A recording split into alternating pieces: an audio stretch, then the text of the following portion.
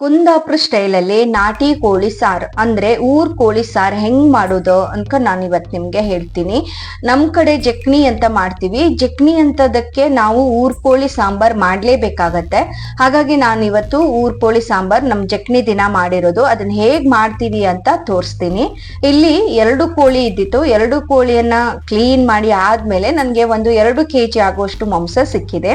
2 kg ಆಗುವಷ್ಟು ಮಾಂಸದಲ್ಲಿ, ಊರ್ ಕೋಳಿ ಮಾಂಸದಲ್ಲಿ ನಾವು ಹೇಗ್ ಸಾರು ಮಾಡೋದು ಅಂತ ಇವಾಗ ನೋಡ್ತಾ ಹೇಳ್ತಾ ಹೋಗ್ತೀನಿ, ಬನ್ನಿ.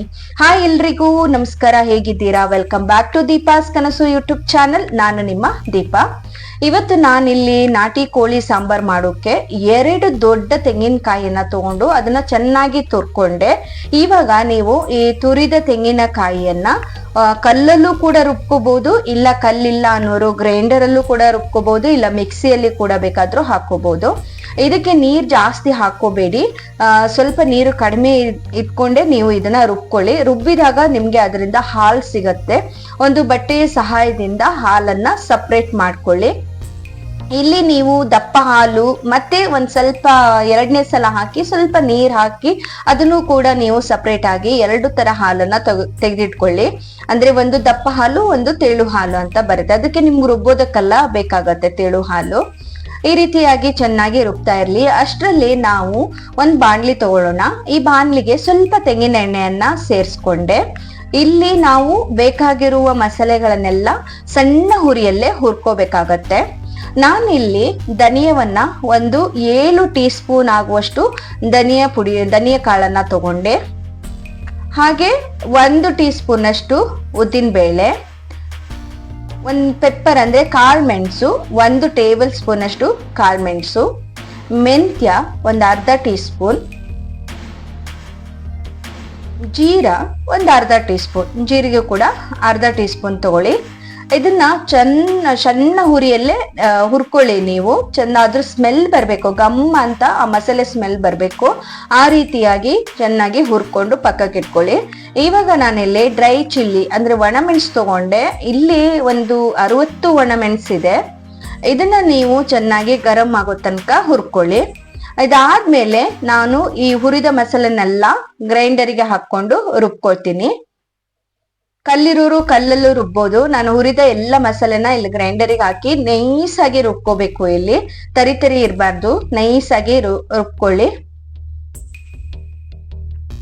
ಇಲ್ಲಿ ನೀವು ಕಡಿಯೋದಕ್ಕೆ ಯಾವುದೇ ರೀತಿಯ ನೀರನ್ನ ಹಾಕ್ಬೇಡಿ. ನೀರ್ ಬೇಕು ಅಂತ ಅನ್ಸಿದ್ರೆ ನೀವು ಕಾಯಿ ಹಾಲು ತೆಗ್ದಿಟ್ಕೊಂಡಿದ್ರಲ್ವಾ, ಆವಾಗ ತೆಳು ಹಾಲು ಅಂತ ಹೇಳಿದ್ದೀನಲ್ವಾ, ಆ ತೆಳು ಹಾಲನ್ನ ಬೇಕಾದ್ರೆ ಸೇರ್ಸ್ಕೊಂಡು ನೀವು ರುಬ್ಕೋಬಹುದು. ಇಲ್ಲಿ ನೋಡಿ, ಇದು ತೆಳು ಹಾಲು. ಇದನ್ನ ಬೇಕಾದ್ರೆ ನೀವು ರುಬ್ಬೋದಕ್ಕೆ ಹಾಕೋಬಹುದು.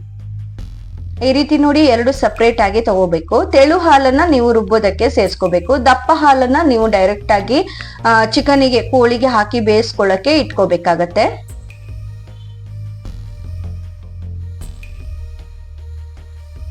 ಇವಾಗ ನಾನು ಇಲ್ಲಿ ಮಸಾಲೆಗೆ ರುಬ್ಬೋದಕ್ಕೆ ಒಂದು ಅರ್ಧ ಕಪ್ಪಿನಷ್ಟು ಕೊಕೊನೆಟ್ ತಗೊಂಡೆ. ತೆಂಗಿನಕಾಯಿನ ಒಂದು ಅರ್ಧ ಕಪ್ಪಿನಷ್ಟು ಹಾಕೊಂಡು ಚೆಂದ ಮಾಡಿ ಹುರ್ಕೊಳ್ಳಿ. ಅದನ್ನ ಸ್ವಲ್ಪ ಸಣ್ಣ ಹುರಿಯಲ್ಲೇ ಹುರ್ಕೊಳ್ಳಿ.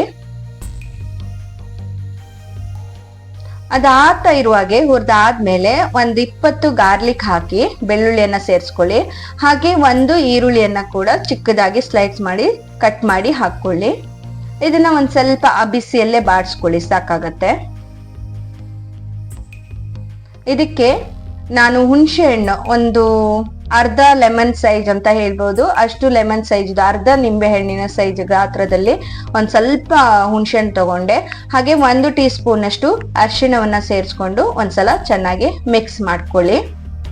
ಇವಾಗ ನೋಡಿ, ಅಲ್ಲಿ ಮಿಕ್ಸ್ ಮಾಡಿದಂಥದ್ದನ್ನ ನಾನು ಈ ಮಸಾಲೆ ಜೊತೆಗೆ ಈ ಕಾಯಿಯನ್ನ ಸೇರಿಸ್ಕೊಂಡು ಕೂಡ ಕಲ್ಲಲ್ಲಿ ಹಾಕೊಂಡು ರುಬ್ಕೊಳ್ತಾ ಇದ್ದೀನಿ ಗ್ರೈಂಡರ್ ಅಲ್ಲಿ. ಇದು ಚೆನ್ನಾಗಿ ನೈಸ್ ಆಗಿ ರುಬ್ಬೇಕು. ನೀವು ತರಿ ಇರಬಾರ್ದು. ಇಲ್ಲಿ ನೋಡಿ, ರುಬ್ಬುವಾಗ ನೀವು ಬೇಕಾದ್ರೆ ಕಾಯಿ ಹಾಲು, ನೀರು ಹಾಕಿರುವಂತಹ ಕಾಯಿ ಹಾಲನ್ನ ಕೂಡ ಸೇರಿಸ್ಕೋಬಹುದು. ಇವಾಗ ರುಬ್ಬಿ ಮಸಾಲೆ ರೆಡಿ ಆಗಿದೆ ನೋಡಿ. ಈ ಹಂತಕ್ಕೆ ಬರ್ಬೇಕು. ಇಷ್ಟು ನೈಸ್ ಆಗಿ ನೀವು ರುಬ್ಕೋಬೇಕಾಗತ್ತೆ. ಇಲ್ಲಿ ನಾನು 2 kg ಆಗುವಷ್ಟು ಚಿಕನ್ ಮಾಂಸ ತಗೊಂಡು ಅದನ್ನ ನೀಟಾಗಿ ತೊಳೆದು ಎಲ್ಲ ರೆಡಿ ಮಾಡಿ ಇಟ್ಕೊಂಡಿದ್ದೆ. ನೋಡಿ, ಕಂಪ್ಲೀಟ್ ರೆಡಿ ಇದೆ. ಇದು ಇವಾಗ ತೊಳೆದು ಎಲ್ಲ ನೀಟಾಗಿ ಕ್ಲೀನ್ ಮಾಡಿ ಇಟ್ಕೊಂಡಿದ್ದೀನಿ.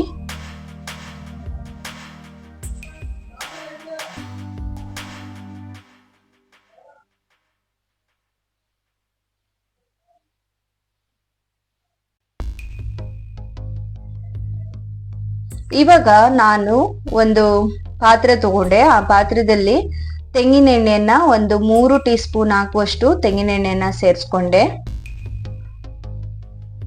ನಾನಿಲ್ಲಿ ಒಲೆ ಮೇಲೆ ಮಾಡ್ತಾ ಇದ್ದೀನಿ, ನೀವು ಗ್ಯಾಸ್ ಮೇಲೂ ಮಾಡ್ಕೋಬಹುದು.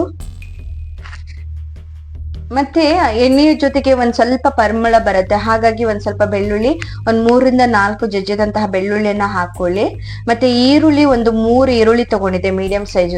ಅದನ್ನ ಚಿಕ್ಕದಾಗಿ ಉದ್ದುದ್ದ ಸ್ಲೈಡ್ಸ್ ಆಗಿ ಕಟ್ ಮಾಡಿ ಇಟ್ಕೊಂಡಿದ್ದೆ. ಅದನ್ನ ಹಾಕಿ ಚೆನ್ನಾಗಿ ಎಣ್ಣೆಯಲ್ಲಿ ಫ್ರೈ ಆಗೋ ತನಕ ಫ್ರೈ ಮಾಡಿ. ಸ್ಟಿಲ್ ಬ್ರೌನ್ ಕಲರ್ ಬರ್ಬೇಕು ಅದು ಈರುಳ್ಳಿ, ಅಲ್ಲಿ ತನಕ ನೈಸ್ ಆಗಿ ಫ್ರೈ ಮಾಡ್ಕೊಳ್ಳಿ. ಅದಾದ್ಮೇಲೆ ನಾವು ಕ್ಲೀನ್ ಮಾಡಿ ಇಟ್ಕೊಂಡಂತಹ ಚಿಕನ್ ಪೀಸ್ ಅನ್ನ ಹಾಕಿ ಚೆನ್ನಾಗಿ ಮಿಕ್ಸ್ ಮಾಡ್ಕೊಳ್ಳಿ. ಆ ಈರುಳ್ಳಿ ಜೊತೆ ಮತ್ತೆ ಎಣ್ಣೆ ಜೊತೆ ಚೆನ್ನಾಗಿ ಮಿಕ್ಸ್ ಆಗಬೇಕು. ಹಾಗೆ ಇಲ್ಲಿ 1 ಟೀ ಸ್ಪೂನ್ ಅಷ್ಟು ಆ ಕೋಳಿ ಮಾಂಸ ಬೇಯುವುದಕ್ಕೆ 1 ಟೀ ಸ್ಪೂನ್ ಅಷ್ಟು ಅರಿಶಿಣವನ್ನ ಕೂಡ ಸೇರಿಸಿ ಚೆನ್ನಾಗಿ ಮಿಕ್ಸ್ ಮಾಡಿ. ಹೋಳ್ ಸ್ವಲ್ಪ ಬೆಂದಾದ್ಮೇಲೆ, ಹೋಳ್ ಬೇಯ್ತಾ ಇರುವಾಗ್ಲೇ ಹಾಕ್ಬಾರ್ದು ಕಾಯಿ ಹಾಲನ್ನ. ಹೋಳ್ ಬೆಂದಿದೆ ಅಂತ ಗೊತ್ತಾಗ್ತಾ ಇದ್ದ ಹಾಗೆ ನೀವು ದಪ್ಪ ಕಾಯಿ ಹಾಲನ್ನ ತೆಗ್ದಿರ್ತೀರಲ್ವಾ, ಆ ಕಾಯಿ ಹಾಲನ್ನ ಕೂಡ ಇದಕ್ಕೆ ಹಾಕೊಂಡು ಮತ್ತೆ ಪುನಃ ಒಂದ್ ಸುತ್ತು ಬೇಯಿಸ್ಕೋಬೇಕು. ಬೆಂದಾದ್ಮೇಲೆ ಕಾಯಿ ಹಾಲ್ ಜೊತೆಗೆ ಆಮೇಲೆ ಒಂದ್ ಸ್ವಲ್ಪ ಹೊತ್ತು ಬಿಟ್ಟಾದ್ಮೇಲೆ ನೀವು ಈ ಮಸಾಲೆ ರುಬ್ಬಿದಂತ ಮಸಾಲೆನ ಹಾಕೊಂಡು ಚೆನ್ನಾಗಿ ಅದನ್ನ ಕುದಿ ಬರ್ಸ್ಕೋಬೇಕು. ಇದೇ ರೀತಿ ಕಾಯಿ ಹಾಲು ಮಸಾಲೆ ಎಲ್ಲ ಮಿಕ್ಸ್ ಆಗಿ ಚೆನ್ನಾಗಿ ಕೋಳಿ ಹೋಳಿನ ಜೊತೆ ಅದು ಕುದಿಬೇಕು. ಕುದಿತಾ ಇರುವಾಗ ನಿಮ್ಗೆ ರುಚಿಗೆ ತಕ್ಕಷ್ಟು ಉಪ್ಪನ್ನ ಕೂಡ ಇಲ್ಲಿ ಸೇರಿಸ್ಕೊಳ್ಳಿ. ಈ ರೀತಿಯಾಗಿ ಚೆನ್ನಾಗಿ ಮಿಕ್ಸ್ ಮಾಡ್ಕೊಳ್ಳಿ ಒಮ್ಮೆ. ನೋಡಿ, ಇವಾಗ ನಮ್ ಕೋಳಿ ಸಾರು ಕೊದ್ದು ರೆಡಿ ಆಗಿದೆ. ಇದಕ್ಕೆ ಒಂದು ಒಗ್ಗರಣೆ ಹಾಕ್ಬೇಕು. ಇದಕ್ಕೆ ನಾನಿಲ್ಲಿ ತೆಂಗಿನ ಎಣ್ಣೆಯನ್ನ ಕಾಯಿಸೋದಕ್ಕೆ ಇಟ್ಕೊಂಡೆ. ತೆಂಗಿನ ಎಣ್ಣೆಗೆ ಸ್ವಲ್ಪ ಬೆಳ್ಳುಳ್ಳಿಯನ್ನ ಒಂದು ಜಜ್ಜಿ, ಅದನ್ನು ಕೂಡ ಬರೀ ಬೆಳ್ಳುಳ್ಳಿನ ಹಾಕೋದು ಒಗ್ಗರಣೆಗೆ. ಈ ರೀತಿ ಮಾಡಿ ಒಗ್ಗರಣೆ ಮಾಡಿ ಆ ಸಾಂಬಾರಿಗೆ ಹಾಕ್ಬಿಡಿ. ಇವಾಗ ನೋಡಿ ಕೋಳಿ ಸಾರು ರೆಡಿ ಆಯ್ತು. ತುಂಬಾ ಚೆನ್ನಾಗಿ ಬರುತ್ತೆ ಈ ಮೆಥಡ್ ಅಲ್ಲಿ ಮಾಡಿದ್ರೆ ನಾಟಿ ಕೋಳಿ ಸಾರು. ಒಮ್ಮೆ ಟ್ರೈ ಮಾಡಿ ನಮ್ಮ ಈ ಕುಂದಾಪುರ ಸ್ಪೆಷಲ್ ಕೋಳಿ ಸಾರನ್ನ. ತುಂಬಾ ಚೆನ್ನಾಗಿ ಬರುತ್ತೆ. ನೀವೇ ಹೇಳ್ತೀರಾ ತುಂಬಾ ಚೆನ್ನಾಗಿ ಬಂತು ಅಂತ ಹೇಳಿ. ಈ ವಿಡಿಯೋ ನಿಮ್ಗೆ ಇಷ್ಟ ಆಗಿದ್ರೆ ಪ್ಲೀಸ್ ಹಾಗೆ ಒಂದು ಲೈಕ್ ಮಾಡಿ, ಚಾನಲ್ ಕೂಡ ಸಬ್ಸ್ಕ್ರೈಬ್ ಮಾಡ್ಕೊಳ್ಳಿ. ನೀವೇನಾದ್ರೂ ಟ್ರೈ ಮಾಡಿ ಚೆನ್ನಾಗಿ ಬಂದ್ರೆ ನಿಮ್ಮ ಅನಿಸಿಕೆನ ನನಗೆ ಕಮೆಂಟ್ ಮೂಲಕನೂ ತಿಳಿಸಿ. ಧನ್ಯವಾದ.